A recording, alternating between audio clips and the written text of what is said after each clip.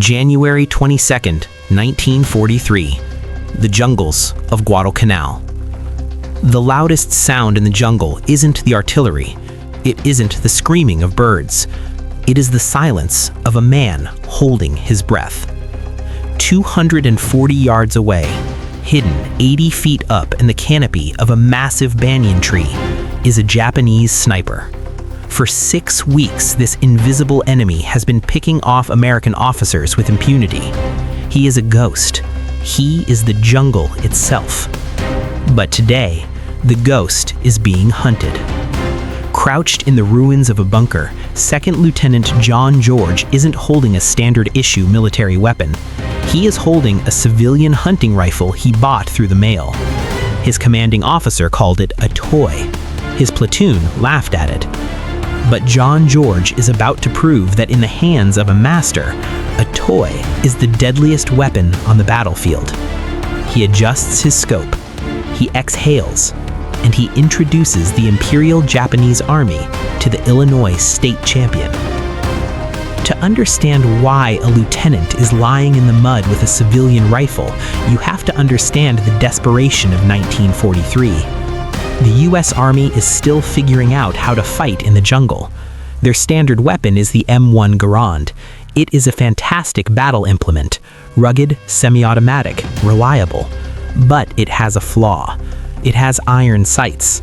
It is a hammer, designed for volume of fire. John George doesn't need a hammer. He needs a scalpel.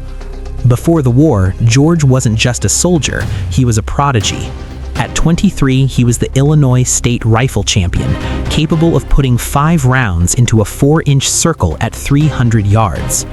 When he was deployed, he refused to leave his skills or his tools behind. While other officers were packing extra socks, George was packing a Winchester Model 70, chambered in .30-06, fitted with a Lyman Alaskan scope. It is a deer rifle, a precision instrument packed in cosmoline and shipped halfway across the world. When he arrives on Guadalcanal, the situation is grim. The Japanese snipers in the Point Cruz groves are decimating the American ranks. They are tied into the trees, invisible, taking shots and vanishing. In just 3 days, they have killed 14 men. Morale is bleeding out into the mud. The battalion commander is out of options. He summons George. He looks at the mail-order Sweetheart rifle with skepticism. "Can you actually hit anything with that?" he asks. George doesn't boast. He simply explains the ballistics. He explains that while a Japanese sniper is safe from a Garand at 300 yards, he is just a target practice silhouette to a Winchester Model 70. The commander gives him a simple order: go hunting. Crack. The recoil of the bolt-action Winchester is sharp. Downrange, the dark shape tumbles from the tree, crashing 90 feet to the jungle floor. George doesn't celebrate. He works the bolt, ejects the casing, and chambers a fresh round. He knows how Japanese snipers operate. They work in pairs. If you kill the shooter, the spotter is close. He scans. He waits. 20 minutes later, 60 yards away, another shape tries to slide down a tree trunk to escape. Crack. 2 shots, 2 kills. By noon, the count is 5. The skepticism back at headquarters evaporates. The men who laughed at the toy rifle are now asking if they can come watch him work. George refuses. War isn't a spectator sport, and a crowd draws fire. But the enemy is adapting. The Japanese realize they are being hunted by something new. They stop moving during the day. They climb higher. They dig deeper. The easy shots are gone. Now the chess match begins. Dawn, the first day of the hunt. George moves into the jungle alone. No spotter, no radio. Just a canteen and 60 rounds of match-grade ammunition. He knows that counter-sniping is not about shooting, it is about seeing. The jungle is a wall of green noise, shadows, vines, and wind. Most soldiers look at the trees. George looks through them. He sets up his first hide. He waits. Hours pass. The heat is suffocating. Then, at 09:17, he sees it. A branch moves against the wind. Through the low-power magnification of his scope, the chaos of the jungle resolves into a shape. Dark clothing against dark bark. A Japanese sniper settled into the fork of a tree, waiting for an American patrol. The distance is 240 yards. For a Garand with iron sights, this is a prayer. For George, it is a calculation. 2 clicks for windage. Steady the breathing. Crack. The recoil of the bolt-action Winchester is sharp. Downrange, the dark shape tumbles from the tree, crashing 90 feet to the jungle floor. George doesn't celebrate. He works the bolt, ejects the casing, and chambers a fresh round. He knows how Japanese snipers operate. They work in pairs. If you kill the shooter, the spotter is close. He scans. He waits. 20 minutes later, 60 yards away, another shape tries to slide down a tree trunk to escape. Crack. 2 shots, 2 kills. By noon, the count is 5. The skepticism back at headquarters evaporates.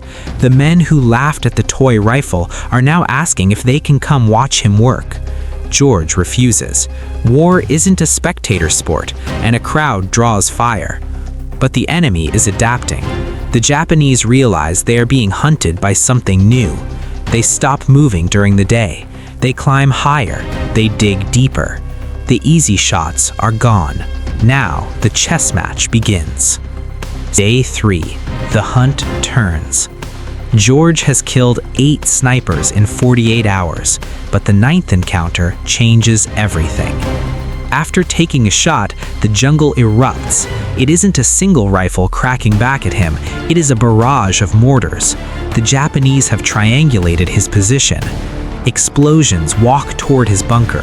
Dirt sprays into his eyes. He realizes the game has escalated. They aren't just hiding from him anymore. They are actively trying to kill him with heavy weapons. He survives the barrage by sprinting to a shell crater, diving into the muddy water just as his previous position is obliterated. But now he is pinned down. He scans the tree line. At 10:06, he spots movement. But it's wrong. It's too obvious. A soldier is moving low to the ground, but he isn't hiding well enough. George hesitates. His instincts are screaming bait. If he shoots the easy target, the muzzle flash will reveal his new position to the real sniper who is undoubtedly watching over the bait. He widens his field of view. He ignores the man on the ground and scans the canopy above and behind the decoy.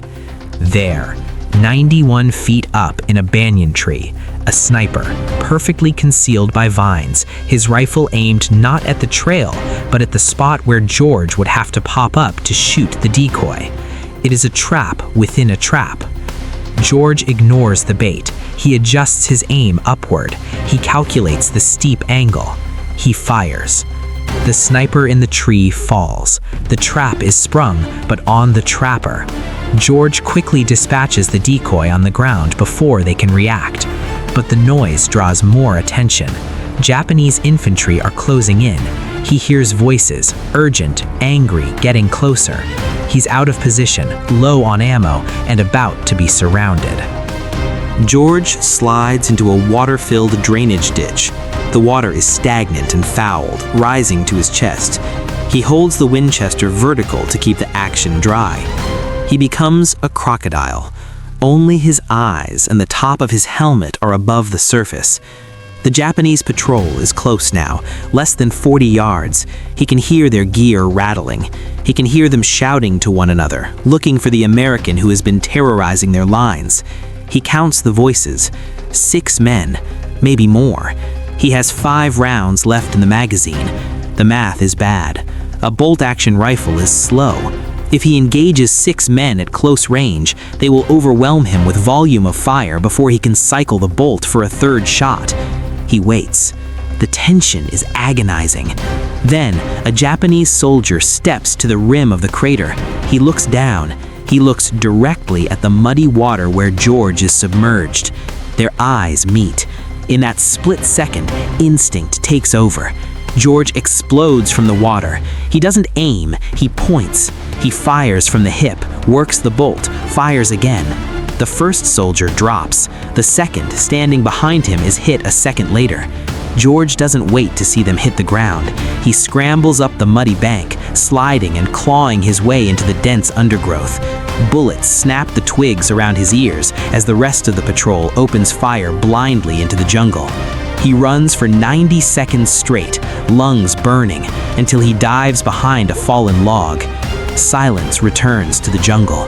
He checks his weapon. It is covered in mud, but the action is clear. He has survived. In 12 days of operation, the sniper section led by John George confirms 74 kills. American casualties in his section? 0. John George didn't just clear a sector of Guadalcanal, he changed the way the US military thought about the individual rifleman. He proved that mass-produced firepower wasn't always the answer. Sometimes you needed a specialist. You needed a man who understood the wind, the light, and the patience of the hunt. George survived the war. He survived the brutal campaign in Burma with the famous Merrill's Marauders, carrying that same Winchester Model 70 every step of the way. He rose to the rank of lieutenant colonel. He wrote a book about his experiences, Shots Fired in Anger. It isn't a book about glory, it is a technical manual on how to survive. It is cold, precise, and honest.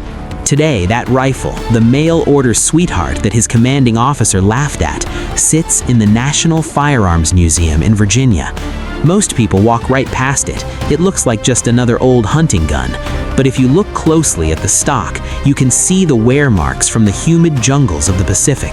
It is a silent witness to a simple truth. In the chaos of industrial warfare, there is still no weapon more dangerous than a single man who knows exactly where his bullet is going to go.